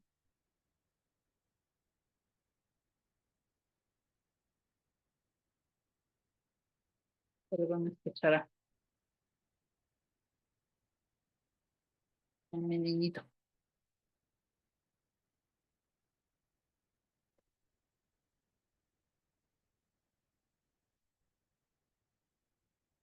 Bueno, examinar o inspeccionar la glucemia. Este es un punto central porque viene a vigilar pues uno de los sustratos, perdón, que necesita el cerebro, ¿no? El cerebro se nutre pues, de oxígeno y de glucosa que están contenidos a través de la circulación arterial y pues estos nutren al cerebro, ¿no? A uno de estos órganos pues, importantes para nuestro funcionamiento. ¿Y qué es lo que necesitamos nosotros vigilar con cierta periodicidad? Las cifras de glucemia. ¿Vale? A ver, permítanme un momentito porque tenemos aquí. Pues quiero uno de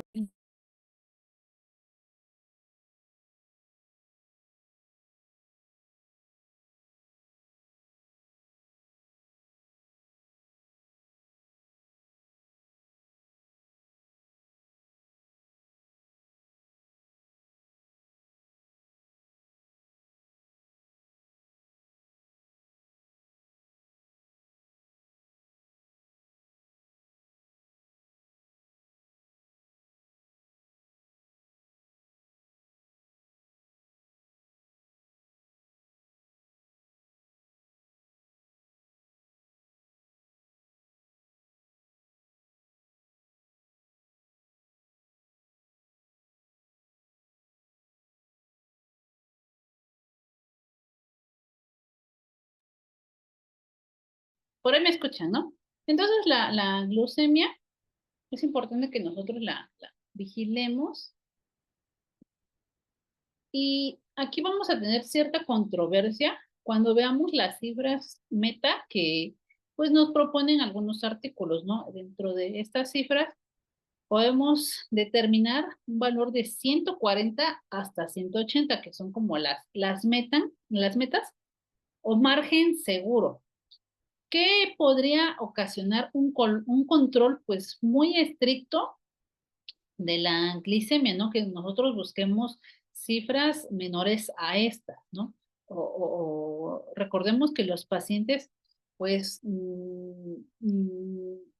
si bien comiendo por vía oral, ahora imagínense que tienen una vía enteral o parenteral, pues acarrea un control, un descontrol, mejor dicho, metabólico. Ahora, pues, los pacientes eh, que y está marcado así en las guías ASPEN y en las guías ESPEN de nutrición. Los pacientes críticos, los primeros días tienen una necesidad de calorías que no están siendo suplidas pues por el aporte de alimentos. Entonces, esta desregulación puede acarrear consigo una alteraciones de la glucosa, ¿sale? Entonces, recordemos que el cerebro se alimenta de glucosa y de oxígeno. Si es un paciente en la terapia intensiva con ventilación mecánica, ya está recibiendo el aporte de oxígeno a través de la FIO2 que le estamos programando y lo estamos corroborando a través de los gases arteriales, a través de la monitorización hemodinámica invasiva, a través de la pulsioximetría, ¿no? Pero ahora la glicemia la tenemos que valorar, ya sea, igual se puede valorar también en la gasometría y a nivel capilar, ¿sale? Entonces esta es una técnica y una actividad pues muy sencilla, pero que eh, muchas veces no le damos la importancia, ¿no? Que necesita. Hay protocolos que pues marcan que es cada 4 horas, otros cada 8 horas, incluso pacientes que tienen infusión de insulina, esos sí, de cajón, pues eh, tiene que ser ¿cómo se llama? En control horario, ¿sale? Pero ahí tienen que valorarse otras cifras, ¿no? Entonces, porque a lo mejor son pacientes con alguna cetoacidosis metabólica y otros trastornos. Entonces, si nosotros recordamos ahora las H's y las T's, una de las H's para pues llegar a un paro cardiorrespiratorio es la hipoglicemia. Entonces, si nosotros pudiéramos tener un control estricto de la glicemia y tener una cifra tope, ejemplo, ¿no? Que no supere 125, pues podríamos, y está evidenciado que se asocia a una mayor mortalidad. Por eso 140 y 180 especifican que es un margen seguro y se asocia a una menor morbimortalidad. ¿Qué complicaciones puede acarrear una hipoglucemia? Pues como arritmias, convulsiones y daño a tejido cerebral, ¿vale? Bueno, y ahora la tromboprofilaxis, ¿sale? En nuestras instituciones, anteriormente utilizábamos el vendaje, ¿no? De miembros pélvicos, utilizábamos el otros, pues estos elementos que no tienen tanta evidencia comprobada como son las medias TED, ¿no? Ay, no puse aquí las medias TED, pero creo que ya las utilizan, ustedes ya las pueden ubicar. Dame un segundito aquí.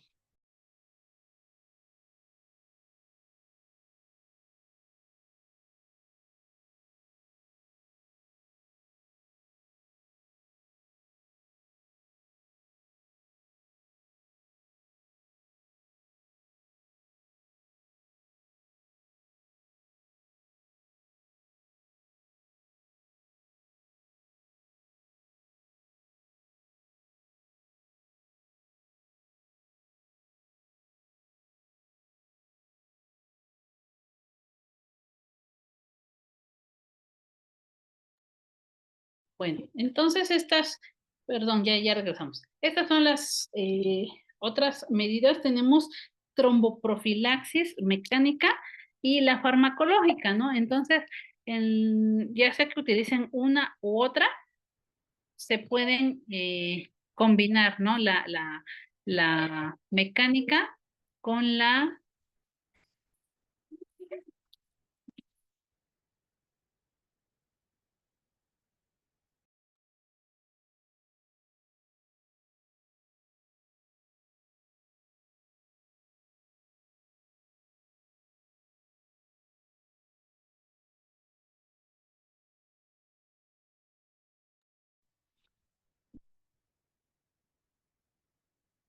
Bueno, ay, disculpen.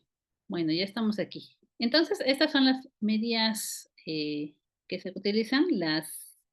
Es un sistema que va a combinar la presión neumática hacia los miembros pélvicos, porque pues no tienen las piernas la misma movilidad que pues tienen un paciente comunicativo, un paciente que se puede desplazar, y ahora el riesgo que puede ocasionar o qué es lo que nosotros tenemos que evitar, ¿no? De primera instancia, la temida TEP, ¿no?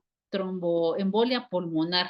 Otras, pues a lo mejor más familiares, una trombosis venosa profunda, un infarto incluso y un evento vascular cerebral. Entonces, en una persona que no tiene que tiene una inmovilidad marcada, eh, puede pues ocasionar estas enfermedades, ¿no? Estas son, pues medidas que reducen el riesgo de tromboprofilaxis, pero pues se aumentan cuando los pacientes pues tienen alteraciones de la sangre, ¿no? Alteraciones de los factores de coagulación,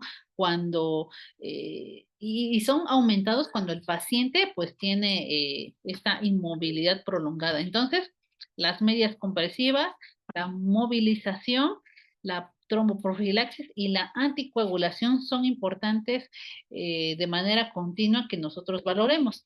Y obviamente hay esquemas, ya sea con tromboprofilaxis farmacológica, que es la ajá, ya sea con, ¿cómo se llama?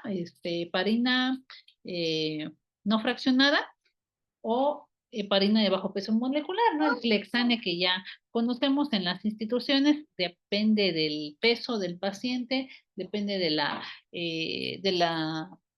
mortalidades o comortalidades que pudiera tener el paciente, que indica un esquema cada 12 horas o cada 24 horas. Y va en función también de las patologías y de la función sistémica del paciente, ¿vale?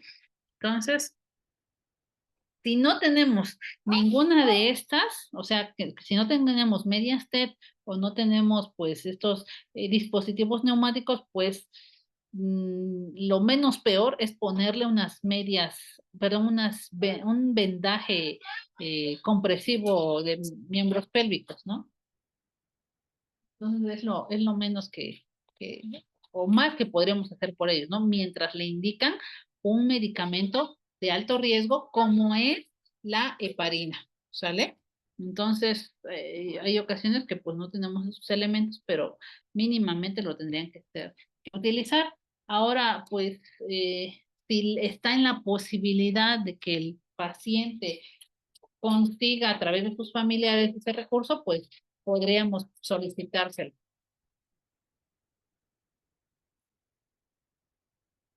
Y las arritmias. Bueno, hasta aquí creo que sí, estamos todavía en tiempo.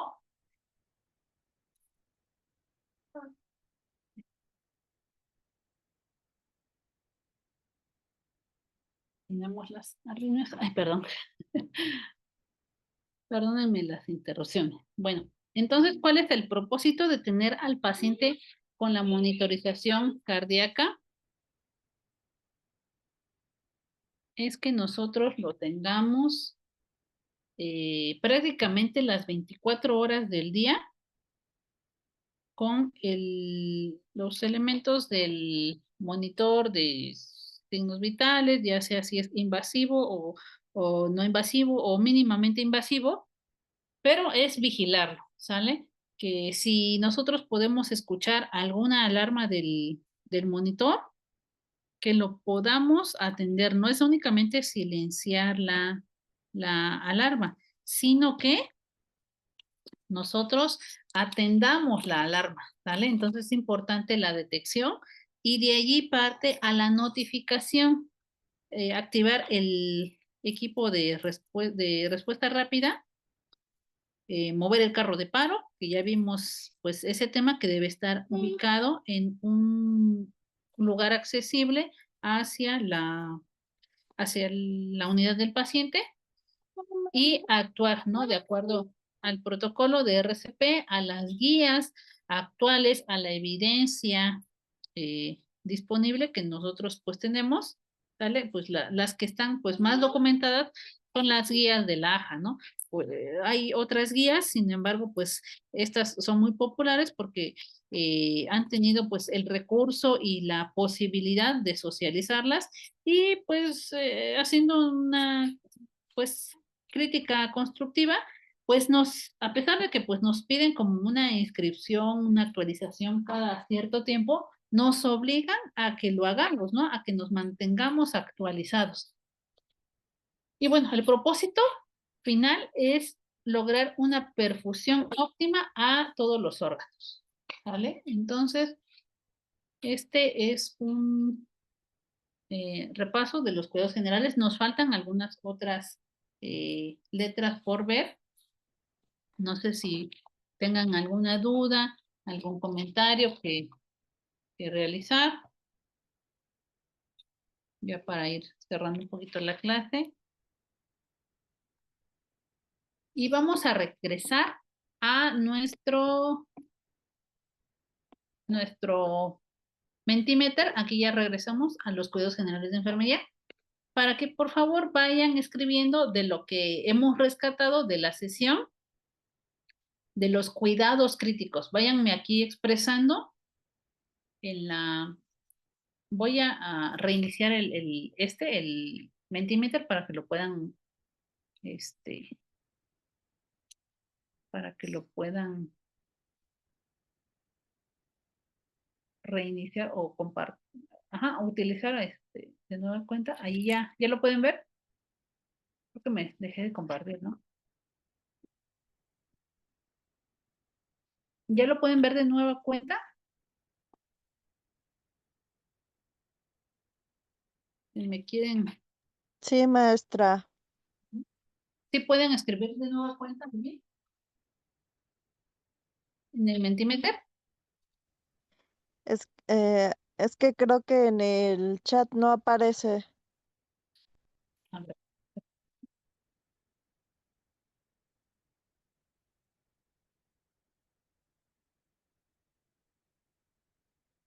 Ajá, es el mismo de hace rato.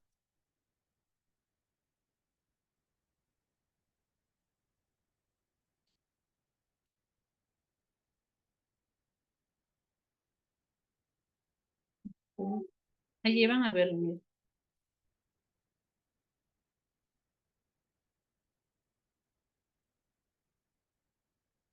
De todos modos, ahí en el chat de Zoom lo pueden ver, ya para que vayamos cerrando. Es el mismo QR o el código que tienen ahí en el Zoom.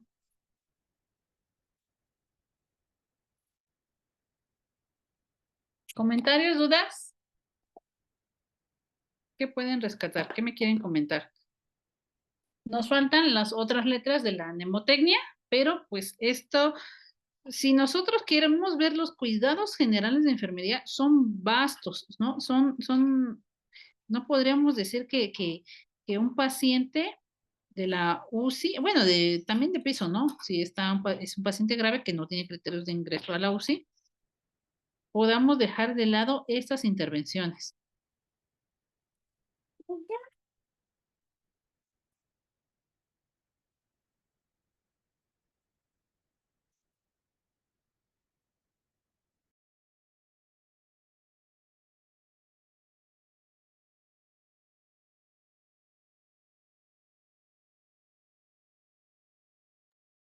¿Dudas, preguntas? No, maestra, todo muy bien, excelente clase. Todo bien, profesora, muy entendible hoy la clase. Bueno, entonces ya para ir cerrando, cuidados críticos, vamos a regresar pues el próximo miércoles para pues terminar este tema y ya continuar el módulo 2 de esto de nuestro diplomado, ¿ok? Agradezco a todos su atención, sus aportes y su asistencia. Que tengan una excelente tarde. Hasta luego. Excelente, maestra Margarita, muy bien. Bueno, Gracias, hasta chicos, nomás luego, para buenas noches. recordarles, chicos, nos vemos el día viernes en nuestro seminario de terapia de infusión. Es un curso que es parte del diplomado también. Este viernes a las 7 de la noche, por favor. Yo les voy a compartir el link en el grupo. ¿Sale? Y el domingo tenemos nuestro taller de RCP, por favor. También voy a compartir el link en el grupo. Perfecto. Nos vemos el día viernes. Que descansen. Gracias, Buenas chicos. noches. Buenas Buenas noches. noches. Gracias. Buenas noches.